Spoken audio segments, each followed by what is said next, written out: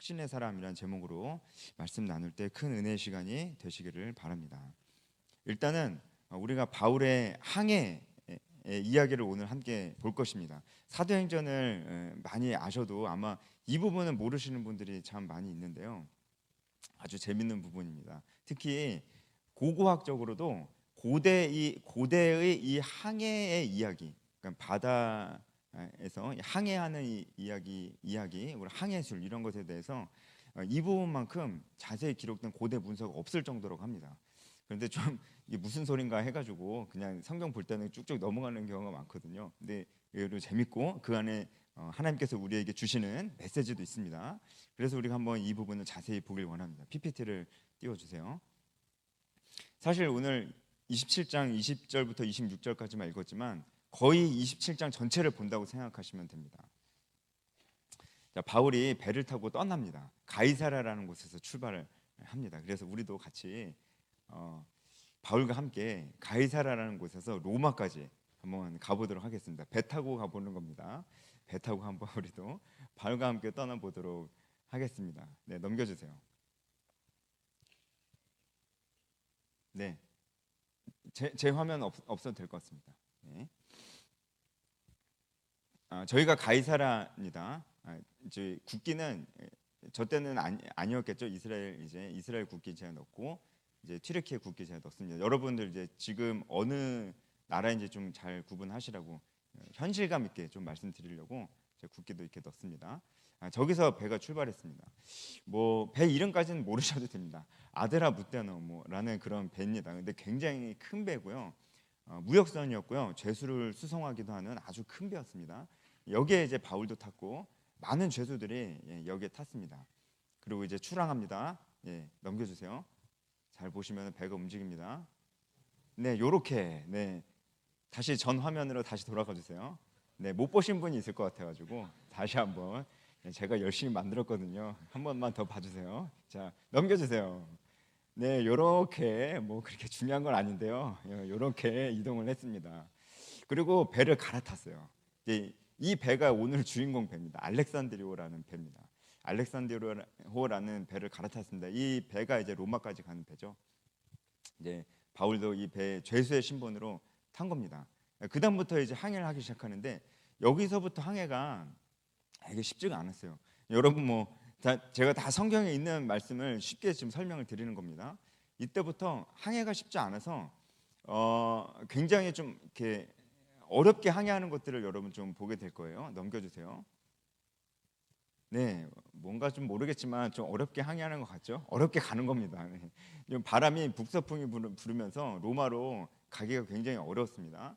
그래서 사실 계획이 없었는데 한 섬의 미항이라는 곳에 잠깐 정착을 하게 됩니다. 이 섬은 어디냐면은 그레데 섬입니다. 크레타 섬이죠. 넘겨주세요.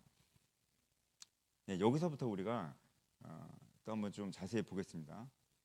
네, 넘겨주세요. 네, 미항이라는 곳에서 머물렀어요.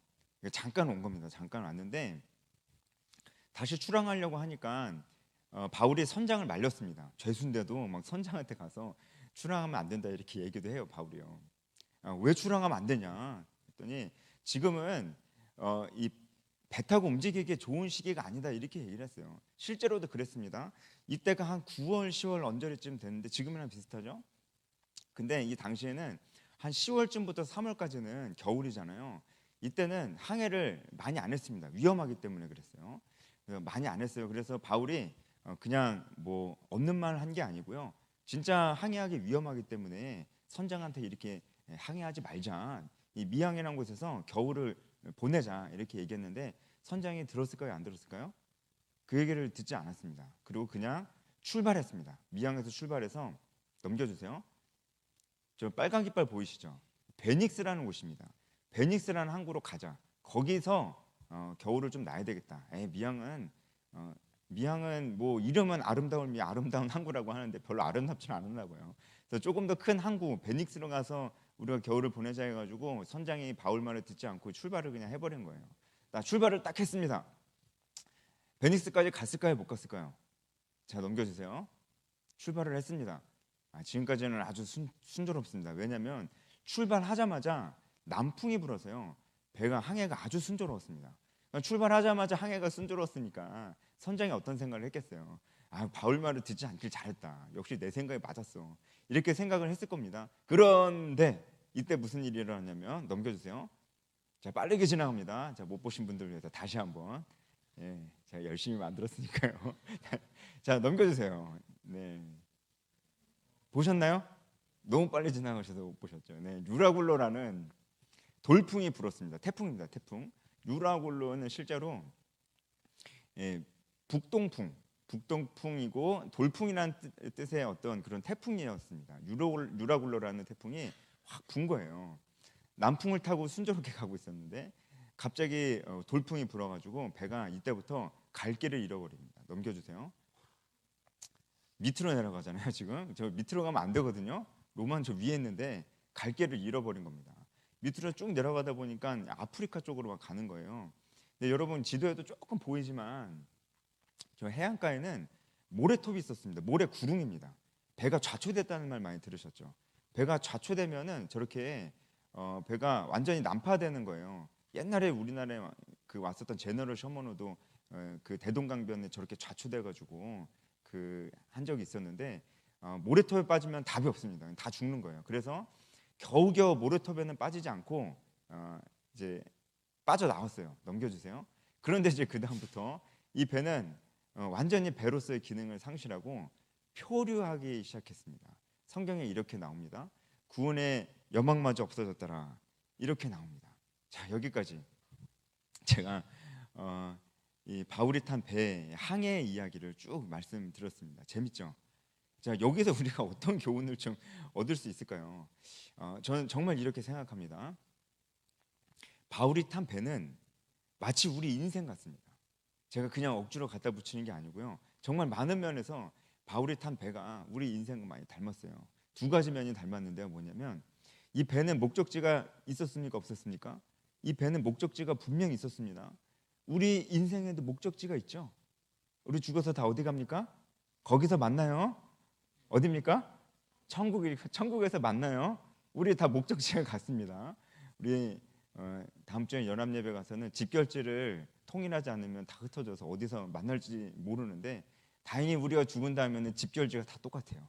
천국에서 만나는 겁니다. 그런 의미에서 우리 인생에도 목적지가 분명해요. 이 배의 목적지도 분명했습니다. 그리고 이 배가 우리 인생과 아주 같은 면이 한 가지가 더 있는데 바로 이게 중요한데요. 이 배에는 하나님의 약속이 있었습니다. 왜냐하면 이 배는 평범한 배가 아니에요. 누가 탔어요? 바울이 탔기 때문에 이 배는 평범한 배가 아니에요. 바울이 탄 배입니다. 하나님께서 바울에게 하신 약속이 있었어요. 그래서 이 배는 약속의 배입니다. 하나님께서 이 배에 대해서 약속을 하셨다고요. 어떤 약속일까요? 하나님께서 바울에게 하신 약속이 이 배에게 하신 약속이기도 해요. 그 약속이 뭘까요? 너가 반드시 로마에 가게 될 것이다 라고 하나님께서 바울에게 약속을 하셨어요. 그러니까 이 배가 로마에 반드시 가겠죠. 왜냐하면 이 배에 바울이 타고 있으니까요. 그러니까 이 배는 약속의 배입니다. 하나님의 약속의 말씀이 이 배 안에 있어요. 그런 면에서 우리 인생과도 같습니다. 여러분, 우리 인생에도 하나님께서 주신 약속의 말씀이 있습니까? 우리도 약속의 말씀이 있어요. 그죠? 내가 세상 끝날까지 너희와 항상 함께 있으리라고 약속하셨잖아요. 우리도 그 약속 가운데 있습니다. 그런 의미에서 이 바울이 탄 배는 우리 인생과 아주 비슷하다 이렇게 말씀을 드리는 겁니다. 우리 인생이라는 배가 우리 자신이 우리의 인생이 이렇게 쭉 항해를 하는데 분명히 목적지도 분명하고 하나님의 약속의 말씀이 있어요. 이 약속의 말씀은 내가 알렉산드리아호 너 이 배를 로마까지 내가 반드시 데려다 준다 이 약속의 말씀이 있었어요. 우리 같은 경우에는 반드시 내가 너희와 항상 함께하리라 이런 약속의 말씀이 우리가 다 알고 있고 우리가 다 믿고 있음에도 불구하고 인생이 험난해요, 안 험난해요? 그런데도 인생이 험난해요. 쉽지가 않아요. 이 배도 알렉산드리아로 갈아탄 다음부터 제가 말씀드렸잖아요. 항해가 쉽지 않았다고요. 북서풍이 자꾸 불어가지고 항해가 쉽지 않았습니다. 우리 인생의 항해도 쉽지가 않습니다. 이상해요. 하나님이 분명히 우리 천국 데려다 주신다 했고 그리고 약속의 말씀 함께 하신다 했는데 함께 하시는 거야 안 하시는 거야 왜 이렇게 힘든 거예요? 이런 생각이 드는 거예요. 바울은 이 배에 타면서 바울도 그런 비슷한 생각 하지 않았겠어요? 아니 분명히 로마에 갈 거는 맞아. 하나님 그렇게 말씀하셔서 난 믿어. 근데 이게 로마로 갈 수 있을까? 왜냐하면 눈앞의 현실이 너무 힘들어요. 이게 배가 자꾸 이상한 데로 가니까 내가 과연 로마로 갈 수 있을까? 이런 생각이 드는 겁니다. 그러다가 미항이라는 곳에 잠깐 정착을 했잖아요. 미항이라는 곳에 잠깐 정착을 했을 때 바울이 선장에게 그렇게 얘기했습니다. 미항에 머물러라. 출항을 하지 말아라. 라고 이렇게 얘기했습니다. 저는 이것이 하나님 말씀이라고 봅니다. 하나님께서 바울에게 직접적으로 말씀하셨는지는 잘 모르겠지만 이것은 하나님께서 바울에게 직접적으로 말씀하지 않으셨어도 하나님께서 주신 지혜가 맞습니다. 왜냐하면 실제로 이때 출항을 하면은 위험했거든요. 이 배는 반드시 로마로 가야 되는데 이렇게 위험한 모험을 하면 안 되는 것입니다. 그런데 선장이 듣지 않았어요.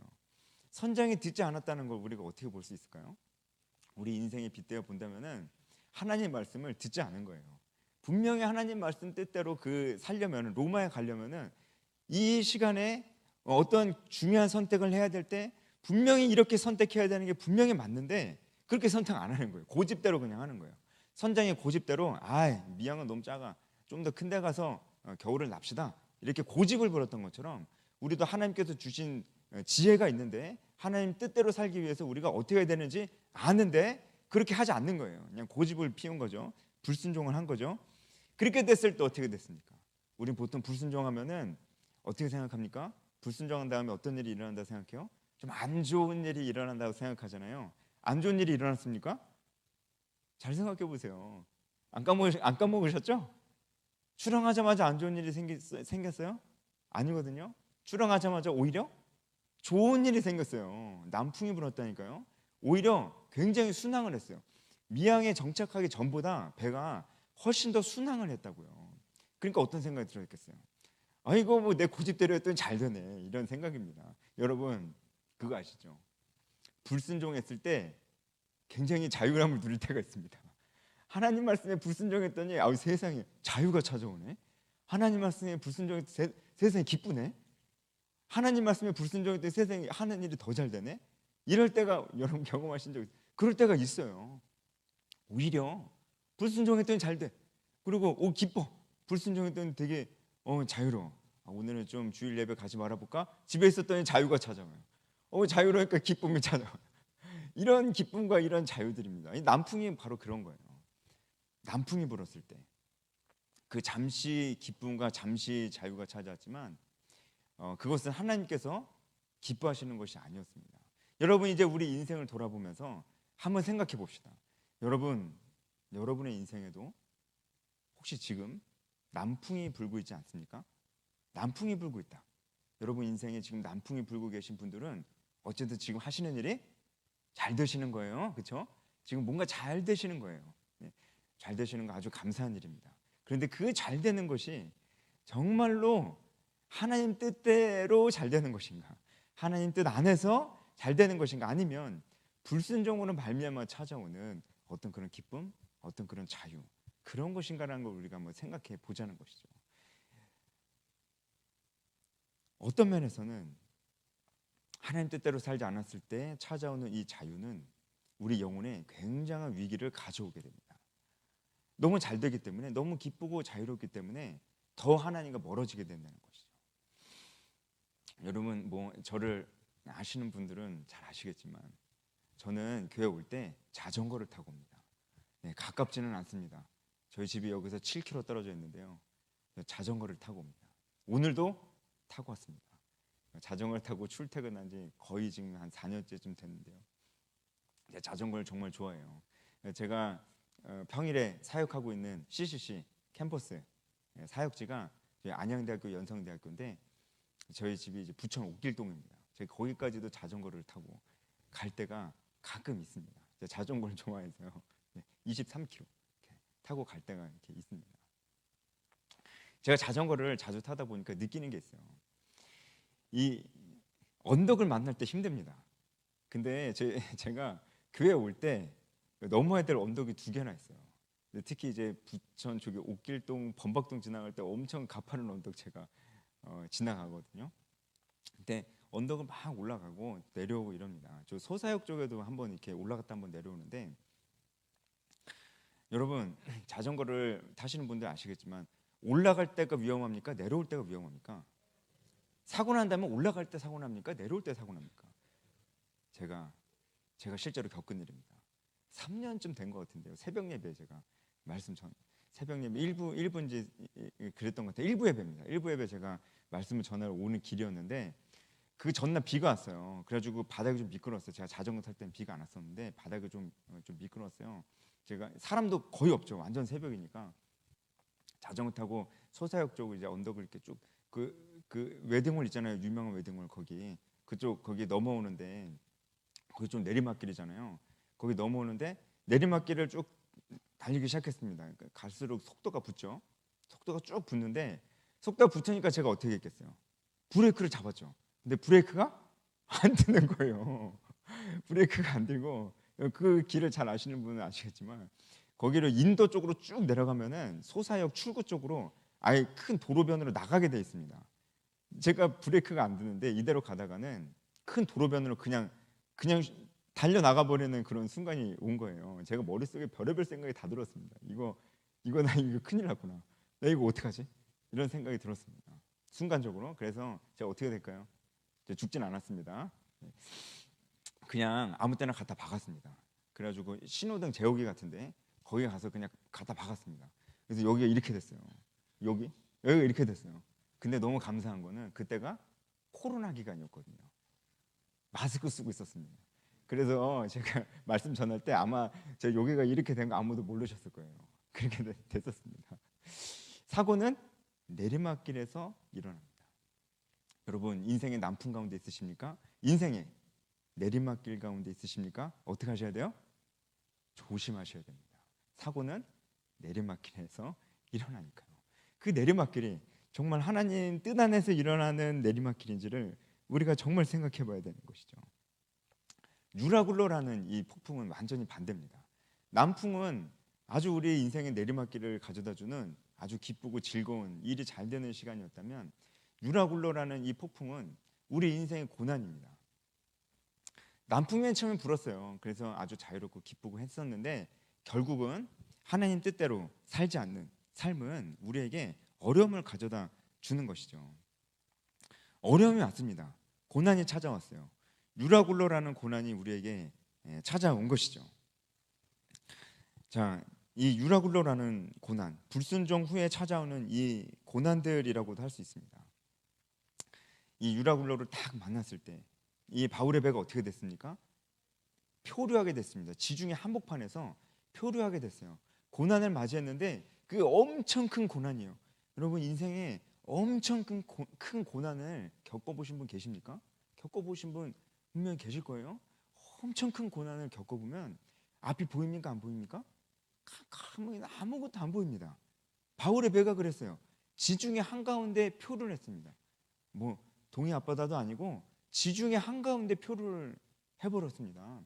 우리 성경에 뭐라고 되어 있냐면 20절에 여러 날 동안 해도 별도 보이지 않았대요. 완전히 깜깜한 겁니다. 여러분 배 타보셨죠? 혹시 배 타시면서 저기 밤에 갑판에 나가 보신 적 있습니까? 그렇죠. 밤바다. 저는 예전에 그 세월호를 타본 적이 있습니다. 세월호 사고 나기 전에 인천에서 제주도 가는 그 세월호 배를 제가 탔었어요. 근데 1박 2일로 가더라고요. 밤에 갑판으로 다 나버려요. 다 나갔더니 불꽃놀이 해주더라고요. 너무 이뻤어요. 근데 불꽃놀이 시작하기 전에 갑판에 딱 나갔는데 너무 무서운 거예요. 불꽃놀이 한다고 그때 불도 많이 껐었던 것 같아요. 너무 무서운 거예요. 바다는 새까맣고 그냥 밤이니까 깜깜한데 아무것도 안 보여요. 막 무섭더라고요. 여러분 바울이 탄 배가 그러지 않았겠어요? 깜깜해요. 인생의 큰 고난이 다가왔을 때 깜깜합니다.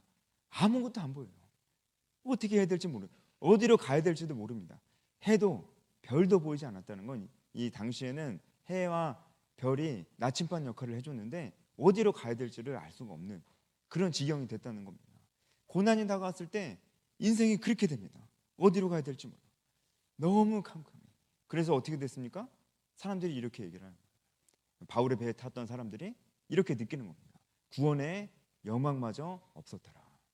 정말 큰 고난이 다가오면 이 말이 무슨 말인지 알 겁니다. 아비칸카, 구원의 여망마저 없는 그 시간들, 나는 어떻게 해야 되나? 내가 무엇을 의지해야 되나? 난 이제 어디로 가야 되나? 이런 생각이 드는 겁니다. 여러분, 그런데 결론부터 말씀드리자면, 결국은 이 유라굴로 때문에 맞이했던 이 고난, 결국은 이 고난이 없었더라면 경험하지 못했을 뻔했던 하나님의 놀라우신 도움의 손길을 경험하는 통로가 되어줬다는 거예요. 고난이 곧 통로가 되어줬습니다. 근데 고난이 그냥 통로가 되는 건 아니에요. 고난이 통로가 되기 위해서 필요한 것이 있습니다. 그것이 무엇이냐면 믿음입니다. 믿음이 필요합니다. 자, 보세요. 하나님께서 유라굴로로 인해서 구원의 영광마저 없어진 이 알렉산드리아 호를 도우십니다. 지금부터 하나님께서 이 배를 어떻게 도우시는지를 제가 그 이야기를 말씀드리겠습니다. 지금까지 말씀드렸던 것의 뒷이야기죠. 지중해 한가운데 캄캄한 바다를 그냥 막 표류하고 있을 때 사람들이 구원의 영광마저 없었고요. 음식도 안 먹었던 것 같아요. 그러니까 이제 다 죽어가는 겁니다. 할 수 있는 건 죽을 날만 기다리는 것밖에 없어요. 그때 사람들이 아무 말도 안 하고 다 앉아 있었을 거예요. 그때 한 사람이 갑자기 벌떡 일어나더니 그렇게 얘기하는 겁니다. 여러분, 그러니까 여러분 제 말을 들으셨어야죠. 이 사람이 누구게요? 바울입니다. 바울. 갑자기 한 사람이 벌떡 일어나더니 여러분, 그러니까 제 말을 들으셨어야죠. 갑자기 그렇게 얘기를 하는 겁니다. 바울입니다. 바울이 진짜 그렇게 얘기를 하거든요. 21절에 그렇게 얘기를 합니다. 여러분이요, 내 말을 듣고 글에 대해서 떠나지 아니하여 이 타격과 손상을 면하였더라면 좋을 뻔하였느니라, 이렇게 얘기를 합니다. 그리고 바울이 이렇게 얘기를 합니다.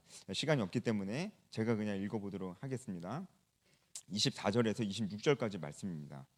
바울아, 두려워하지 말라. 내가 가이사 앞에 서야 하겠고 또 하나님께서 너와 함께 항해하는 자를 다 내게 주셨다 하였으니 그러므로 여러분이여 안심하라. 나는 내게 말씀하신 그대로 되리라고 하나님을 믿노라. 그런즉 우리가 반드시 한 섬에 걸리리라 하더라. 이렇게 얘기했습니다. 여러분이 만약에 그 현장에 있었던 한 사람이라고 생각한다면 여러분 어떠셨을 것 같아요? 황당하지 않았겠습니까? 갑자기 어떤 사람이, 그것도 죄수예요, 죄수. 어떤 죄수가 딱 일어나더니 그러게 내 말을 듣지 그랬어요 이러면서 한밤중에 하나님께서, 거기서 하나님 누군지 몰라요? 하나님께서 내게 말씀하셨어요. 여러분 아무도 죽지 않을 겁니다. 그러니까 여러분 안심하십시오. 그리고 우리가 조만간 한 섬에 정착하게 될 것입니다. 이렇게 얘기를 했어요. 황당하죠. 이게 무슨 소리야? 하나님 누군지도 모르겠고 도대체 한 섬에 걸리래라, 그 무슨 근거가 있는지도 모르겠고 황당한 얘기를 하는 것입니다. 사람들이 믿었을까요? 안 믿었을까요? 믿었어요. 사람들이 바울의 이 말을 믿었어요. 제가 결론부터 말씀드리면 사람들이 바울의 말을 믿었기 때문에 살았습니다. 사람들이 바울의 말을 믿지 않았으면 아마 거기서 어떻게 됐겠어요? 그냥 그대로 곱게 죽었겠어요? 서로 죽이고 막 난리가 나고 그랬을 겁니다. 그런데 이 배에 탔던 276명 한 명도 안 죽었습니다. 다 살았습니다. 왜요? 믿었으니까요. 바울의 말은 곧 누구의 말입니까? 하나님의 말씀입니다. 하나님께서 바울을 통해서 이 배에 말씀하셨거든요. 안심해라, 이렇게 말씀하셨습니다. 안심해라. 어쩌면 여러분 우리에게도 하나님께서 그렇게 말씀하시는 겁니다. 유라굴로 같은 고난을 맞이하고 있는 여러분들 계시다면 이 말씀이 여러분들에게 큰 위로를 가져다 줄 것이라 저는 믿습니다. 큰 인생의 고난 가운데 앞이 캄캄한 밤바다처럼 아무것도 보이지 않고 어디로 가야 될지 모르는 고난의 밤바다 가운데 하나님께서 그 한가운데에서 이렇게 말씀하시는 겁니다. 뭐라고요? 안심해라 말씀하십니다. 안심하십시오. 안심해야 돼요, 여러분. 안심해야 돼요. 두려워서는 안 됩니다. 하나님께서 말씀하셨어요. 온전한 사랑 안에는 두려움이 없습니다. 온전한 사랑인 두려움을 내어줬습니다. 하나님의 사랑 안에는 두려움이 없습니다. 오직 하나님의 믿음 안에 있는 그 굳건한 신념만이 있을 뿐입니다. 거기엔 두려움이 끼어들 자리가 없습니다. 하나님께서 인생의 고난의 밤바다 한가운데에 있는 우리들에게 이렇게 말씀하십니다. 안심하라. 안심하십시오. 연합 예배 여러분께 말씀드리면서 저도 마치 그런 느낌이 들었어요. 고난의 밤바다 한가운데 있는 것 같다. 우리 한국교회가 우리 한국교회 유럽교회처럼 교회 출석률 1%도 안 되면 어떡해요? 1%다 할머니 할아버지들밖에 없어요. 전 청년 생각하는 사람으로서 저 정말 이 목사님 말씀 들으는데 눈물이 나더라고요. 전 정말 저 말씀이 정말 우리 한국교회 얼마 안 남은 일이라는 생각이 들거든요. 생각만 해도 눈물이 납니다. 그런 일이 정말 있어서는 안 되는데. 근데 쉽지 않습니다. 저도 이 동성 커플 그 법안 통과되는 거 보면서 정말 땅을 쳤습니다. 정말 쉽지 않습니다. 아주 집요하거든요. 우리 교회 안에 들어오려고 하는 그 세력들, 더 정확히 말하자면 그들이 가지고 있는 생각과 가치관과 하나님의 말씀과 반대되는 그런 가치관, 세계관들, 사상들, 철학들, 참 만만치 않습니다. 정말 만만치 않습니다. 제가 청년들에게는 얘기한 적이 있었는데, 지금 우리 시대에 적이 있습니까? 우리 교회에 적이 있어요? 우리에게 적이 있습니까? 이런 얘기가 있습니다. 이 시대에 살고 있는 우리 크리스찬들에게 하는 얘기입니다. 지금 우리에게 있어서 어려움이 무엇이냐면 우리의 적이 많거나 강하다는 데 있지 않다는 거예요.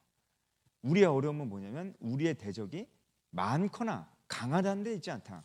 지금 우리에게 있어서 어려움은 무엇이냐면 우리의 적이 모호하다는 것이다. 거기에 우리의 어려움이 있다. 이렇게 얘기합니다. 정말 맞는 말입니다. 모호해요. 무엇이 맞는 것인지 틀린 것인지 정말 모호합니다. 그렇게 모호하게 아주 천천히 이 교회 안에 들어오고 있는데 막아낼 수 있을까? 그런 생각이 듭니다. 그때 하나님께서도 저에게 그런 믿음을 주시는 것 같아요. 뭐라고 말씀하십니까? 안심해라. 이 말씀이 딱 기억났어요. 여러분 100주년 기념교회 양화진 선교사님들 그 묘역에 가보신 적 있습니까? 100주년 기념교회 100주년 기념관이 있는데 거기 가면 이 조선 땅에 오셨던 선교사님들의 이야기가 쫙 있습니다. 근데 그 기념관에 딱 들어가자마자 입구에 써 있는 글귀가 있어요. 뭐라고 써 있냐면 하나님이 조선을 이처럼 사랑하사. 하나님이 조선을 이처럼 사랑하사. 여러분 조선 땅은 소망이 없는 땅이었습니다. 정말요. 열강에 갇혀 있어요. 그래서 그 당시에 그 전 세계적인 선교 본부가 있었거든요. 영국에 있는 선교 본부도 사실상 우리나라 선교를 포기했었습니다.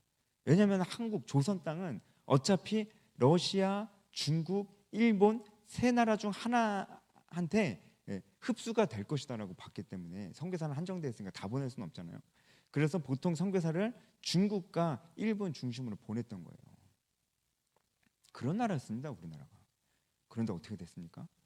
선교사님들이 왔고 복음이 이 땅에 들어왔고 그들이 기도와 피를 흘렸습니다. 순교의 피. 지금 이 한국 교회가 되었어요. 하나님이 조선을 이처럼 사랑하사. 제가 믿는 건 이겁니다. 저는 이런 믿음이 있어요. 하나님 조선 이처럼 사랑하사. 하나님께서 우리를 사랑하셨다는 증거가 지금 여기 있지 않습니까? 하나님이 우리 이 땅을 사랑하지 않으셨으면 우리 이 자리에 있을 수 없어요. 한국 교회가 지금 이렇게 일어날 수 없는 겁니다. 하나님이 우리나라를 사랑하셨다는 증거입니다. 하나님이 우리를 사랑하시는 줄 믿습니다. 하나님이 우리나라를 사랑하시는 줄 믿습니다. 하나님이 우리 모두 한 명 한 명을 사랑하시는 줄 믿습니다. 이것이 바로 고난 중에 우리가 가져야 될 뭡니까? 믿음이에요. 그래서 우리가 안심할 수 있는 겁니다. 자전거 얘기를 한 번만 더 하겠습니다. 아까 내리막길 얘기했잖아요. 내리막길 얘기했으면 뭐 얘기해야 됩니까? 오르막길도 얘기하죠. 오르막길 얘기하고 끝내야죠. 그렇죠? 오르막길 얘기하겠습니다. 내리막길이 있으니까 그 전에 오르막길도 있습니다. 저는 언덕을 2번 넘어서 교회 오기 때문에 매번 이 오르막길을 묵상하면서 옵니다. 오늘도 오르막길을 올라가야 되는데 오르막길을 올라가는데 올라갈 때마다 힘들거든요. 허벅지가 터질 것 같아요. 그때마다 제게 필요한 것이 2가지가 있습니다. 뭐냐면 첫 번째, 이 오르막길이 언젠간 끝날 것이다. 끝이 있다라는 소망이 있어야 돼요. 저한테. 그래야 제가 올라갈 수 있습니다. 2번째, 약속이 있어야 됩니다. 약속. 이제 신념이죠. 나는 올라갈 수 있을 거야. 라는 신념이 있어야 제가 올라갈 수 있습니다. 우리는 신념이라고 얘기했지만 저는 이것이 오르막길을 올라갈 때까지 나와 함께 해주시는 하나님을 향한 믿음이라고 표현하고 싶습니다. 여러분 혹시 인생의 오르막길에 올라가고 계신 분 계십니까? 너무 힘들죠? 포기하고 싶죠? 저는 허벅지가 터질 것 같았지만 여러분 마음이 너무나 무겁죠? 인생의 오르막길을 올라가고 계신 분들 두 가지 기억하십시오. 첫 번째, 언젠간 끝납니다. 언젠간 끝납니다. 우리 목적지가 같다고 그랬잖아요. 그 목적지가 어디입니까? 천국이요, 천국. 언젠가는 끝이 옵니다. 하나님의 시간표가 있습니다. 우리 각자를 향한 하나님의 시간표가 있습니다. 두 번째는 여러분 오르막길로 올라가 계신 여러분들 믿으십시오. 무엇을 믿습니까? 하나님께서 우리와 항상 함께 계시다는 사실을 믿으십시오. 이 두 가지가 있어야 인생의 오르막길 올라갈 수 있습니다. 올라갈 수 있습니다. 우리에게 필요한 것이 믿음입니다. 여러분, 그래서 말씀을 마무리하겠습니다. 믿음이 무엇입니까? 어떤 사람은 이렇게 물어보면은 청년 중에 있었어요. 우리 게 청년 아닌데 청년 중에 있었어요. 제가 믿음이 뭡니까 이렇게 물어보니까 이렇게 물어보진 않았고 정확히 말씀드리면 하나님 계시는 거 믿냐 그랬더니 자기는 하나님 계시는 거 믿는데요. 하나님 계시는 거 한 번도 의심해 본 적이 없대요. 모태신앙이거든요. 근데 모태신앙인데 하나님 계신 거 한 번도 의심해 본 적이 없대요. 근데 제가 그 얘기를 듣고 의심스러웠어요. 왜냐면은 믿죠. 그 하나님 계신다는 거 믿는다니까 그 말이 거짓말은 아니겠죠. 근데 삶이 그러니까 그 행동이 하나님 계신 사람처럼 보이지가 않았기 때문에 제가 혼란스러웠다 이 말씀입니다. 하나님 계시다는 것만 믿고 자기 마음대로 살면 그게 진짜 믿음일까요? 하나님 계시다는 것만 믿으면 되는 걸까요? 아니라는 겁니다. 하나님 계시다는 것만 믿으면은 그게 진짜 믿음일까요? 아니거든요. 하나님이 어떤 분이신지를 믿어야 되는 거예요. 하나님이 어떤 분이신지를 모르는데 어떻게 믿어요? 하나님이 어떤 분이신지 어떻게 알아요? 말씀을 알아야 됩니다. 하나님께서 하셨던 말씀, 하나님께서 행하셨던 일들이 기록되어 있는 것이 하나님의 말씀이기 때문에 하나님의 말씀을 모르면서 나는 하나님 계신 거 믿어. 불신자들도 하나님 계신 거 믿는 사람들이 있어요. 그런 거는 정말 건전한 믿음이 아니라고 보는 것이죠. 믿음이 무엇입니까? 하나님의 말씀을 알아야 됩니다. 여러분 그래서 하나님의 말씀을 보십시오. 하나님의 말씀이 우리에게 말씀해 주신 것이 있습니다. 단순히 성경의 이야기만 우리에게 전달해 주신 게 아니에요. 성경에서는요 우리에게 하나님께서 말씀해 주시는 바는요 이 세계가 어떤 것인지, 이 세계의 시작이 어떤 것인지, 끝이 어떤 것인지, 우리가 어떤 세계 속에 살고 있는지, 우리가 그것을 어떻게 바라봐야 되는지, 지금 우리를 둘러싸고 있는 문화, 현상들, 사회적인 이슈들, 우리 생각들, 가치관, 역사, 철학, 이념, 사상 이런 것들 우리가 다 어떻게 판단해야 되는지를 성경이 우리에게 말씀하고 계시다는 것입니다. 우리는 이 말씀 믿어야 됩니다. 우리에게 요구되는 믿음은 바로 이겁니다. 그리고 그것을 굳게 붙드십시오. 그렇다면 우리는 이 어려움을 이겨낼 수 있을 것이고 내리막길에 내려가고 있으신 분들은 사고 나지 않게 브레이크, 하나님 말씀이 우리의 브레이크 됩니다. 하나님 말씀이라는 브레이크가 여러분들 안전하게 보호해 주실 줄을 믿습니다. 사도 바울이 한 섬에 걸릴 것이야 우리 안심해 이렇게 얘기했어요. 한 섬에 걸렸을까요? 그 다음 말씀을 읽어보시면 이 얘기가 끝나자마자 물길이 줄어들면서 결국 한 섬, 말타섬이라는 한 섬에 걸리게 되는 거죠. 하나님의 말씀은 반드시 이루어집니다. 하나님은 한 번도 우리를 속이지 않으십니다. 신실하신 하나님의 말씀을 믿으면서 나아가기 원합니다. 특히 다음 주에 우리 청년들 코저너스 데이가 있는데 결국은 바울이 탄 배가 바울 한 사람 때문에 다 살았어요. 제가 처음에 말씀드렸죠. 여러분 우리가 그 역할을 해야 됩니다. 여러분 우리와 같은 배를 탄 사람이 있어요. 일터에서, 가정에서, 동네에서 우리와 같은 배를 탄 그 불신자들, 우리 한 명 때문에 살게 될 것입니다. 이 바울의 배에 탔던 사람들 하나님 아는 사람 한 명도 없었어요. 근데 그들이 다 살았습니다. 왜? 하나님 말씀 때문에 살았습니다. 우리와 같은 배를 타고 있는 우리 주위의 사람들, 우리 때문에 살아야 됩니다. 우리 때문에 생명을 얻어야 됩니다. 그러기 위해서 우리가 바울처럼 확신의 사람이 되어야 될 줄 믿습니다. 그런 마음으로 우리가 믿음으로 우리 청년들 다음 주에 확신을 가지고 우리 전도 대상자들 초청하고 기도하시길 바랍니다. 기도하겠습니다.